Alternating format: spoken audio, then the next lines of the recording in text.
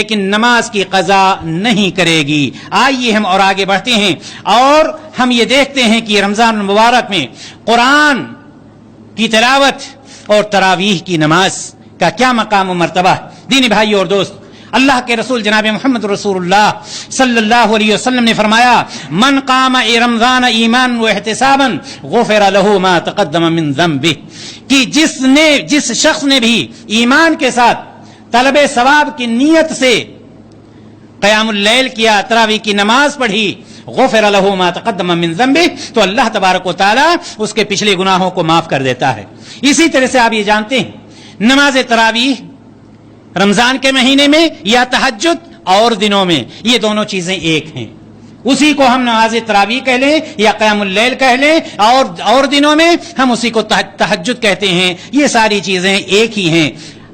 تراویح کی نماز کتنی رکعتیں ہیں، اس میں بھی بہت سارے مسائل پائے جاتے ہیں۔ ابو سلمہ بن عبد الرحمن رضی اللہ تعالی عنہ نے عائشہ رضی اللہ تعالی عنہا سے پوچھا کہ نبی کریم صلی اللہ علیہ وسلم کی رات کی نماز کیسی ہوتی تھی، رات کی نماز کیسی ہوتی تھی؟ عائشہ رضی اللہ تعالی عنہا جواب دیتی ہیں کہ رمضان میں رات کی نماز یعنی تراویح اور غیر رمضان میں رات کی نماز یعنی تہجد آپ 11 رکعت سے زیادہ نہیں پڑھتے تھے، اور آپ 4 رکعت پڑھتے، اور ان کے طول اور حسن کے بارے میں سوال نہ کیجیے، یعنی کتنا لمبا وہ قیام کیا کرتے تھے، سلام پھیر دیتے تھے اور 4 رکعت ایسے پھر پڑھتے تھے اور 3 رکعت وتر پڑھ لیا کرتے تھے۔ ظاہر سی بات ہے 2 رکعتیں کر کے۔ اللہ کے رسول جناب محمد رسول اللہ صلی اللہ علیہ وسلم سے یہ حدیث ثابت ہے، جس کے راوی ابو سلمہ بن عبد الرحمن رضی اللہ تعالی عنہ ہے، اور بخاری اور مسلم میں یہ روایت موجود ہے۔ لیکن آپ نے یہ سنا ہوگا کہ عمر بن خطاب رضی اللہ تعالی عنہ نے کے زمانے میں 20 رکعت تراویح ہوتی تھی۔ امام مالک رحمہ اللہ نے اپنی کتاب موطا میں 2 اثر نقل کیا ہے۔ ایک اثر جو انہوں نے نقل کیا ہے السائب بن یزید سے نقل کیا ہے، کہ جس میں السائب بن یزید کہتے ہیں کہ عمر بن خطاب رضی اللہ تعالی عنہ نے ابی بن کعب اور تمیم الداری کو حکم دیا کہ تراویح کی نماز 11 رکعت پڑھائیں، تراویح کی نماز 11 رکعت پڑھائیں۔ اور دوسرا اثر اسی موطا میں موجود ہے، جس کے راوی یزید بن رومان ہیں، بیان کرتے ہیں کہ لوگ عہد عمر میں، یعنی عمر رضی اللہ تعالی عنہ کے زمانے میں رمضان کے دوران 23 رکعت پڑھتے تھے۔ یزید بن رومان یہ کہتے ہیں کہ عمر بن خطاب رضی اللہ تعالی عنہ کے زمانے میں لوگ 23 رکعت پڑھتے تھے۔ یہ دوسرا اثر جو ہے، اس کے بارے میں علماء نے یہ کہا ہے کہ یہ بالکل منقطع بلکہ ضعیف ہے۔ وجہ کیا ہے؟ اس لیے کہ یزید بن رومان جو ہیں، انہوں نے عہد عمر کو پایا ہی نہیں ہے، یعنی ان کے زمانے میں یہ رہے ہی نہیں، تو پھر یہ بتلا کیسے سکتے ہیں؟ دوسری بات، اگر مان بھی لیا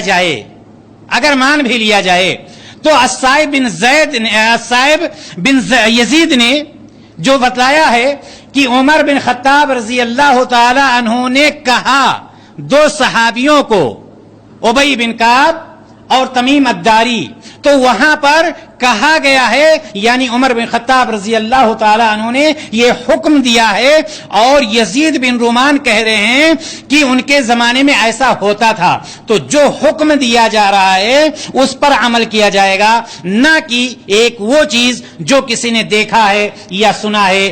لیکن واللہ عالم بالصواب، جو حدیث سے صحیح ثابت ہے کہ نبی کریم صلی اللہ علیہ وسلم رمضان اور غیر رمضان 11 رکعت سے زیادہ نہیں پڑھتے تھے، بلکہ جابر بن عبداللہ رضی اللہ تعالی عنہ سے بھی مروی ہے کہ نبی کریم صلی اللہ علیہ وسلم نے ہمیں 11 رکعتیں نماز تراویح کی پڑھائی ہیں۔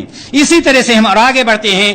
خواتین کے لیے بھی یہ مسئلہ جاننا ضروری ہے کہ خواتین بھی اگر گھر سے باہر جانا چاہتی ہیں کسی ایسی مسجد میں جہاں پر تراویح کی نماز کا اہتمام ہے، پردے کا انتظام ہے، وہاں پر جا کر کے تراویح کی نماز ادا کر سکتی ہیں۔ رہی بات جہاں تک قرآن کا ہے، قرآن کا بہت گہرا تعلق رمضان سے ہے، آپ اس بات کو بخوبی جانتے ہیں۔ اللہ تبارک و تعالی نے فرمایا شہر رمضان الذی انزل فیہ القرآن، یعنی اسی رمضان के महीने में कुरान को नाजिल किया गया। इन्ना अंज़लनाहु फी लैलतुल क़द्र खैरुम मिन अल्फ़ि शहर, कि जिस रात में कुरान को नाजिल किया गया वो रात भी इसी रमजान में है। और नबी करीम सल्लल्लाहु अलैहि वसल्लम फरमाते हैं खैरुकुम मन तअल्लमल कुरान व अल्लमा, कि तुम में सबसे बेहतर वो है जो कुरान को पढ़े और उस तालीम को दूसरों तक पहुंचाए।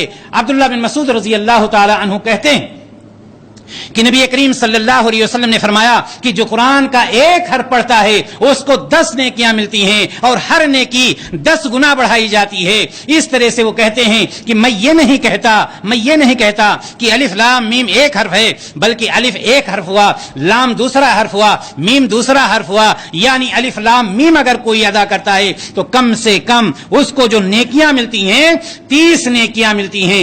इसी तरह से उसके फजाइल में से ये है कि नबी करीम सल्लल्लाहु अलैहि वसल्लम ने फरमाया कि कुरान की तिलावत करो, इसलिए कि कुरान क़यामत के दिन तिलावत करने वाले के लिए सिफारिशी बन करके आएगा, सिफारिश करेगा और अल्लाह तबारक व तआला उसकी सिफारिश को भी कबूल करेगा।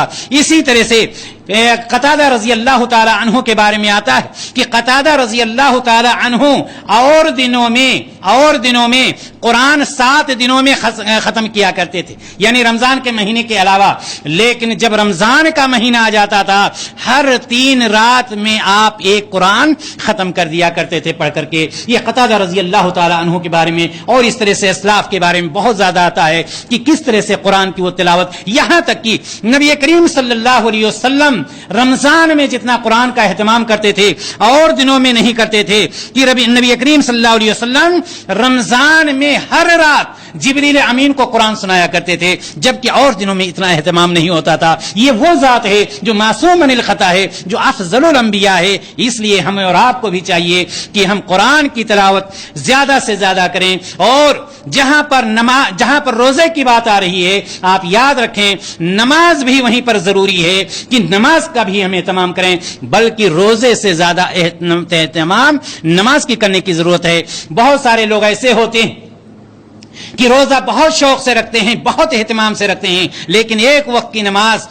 जुमा के अलावा वो नहीं पढ़ते हैं। जबकि नबी करीम सल्लल्लाहु अलैहि वसल्लम की हदीस आती है कि जिसने जानबूझ करके नमाज छोड़ दिया उसने गोया कि कुफ्र किया।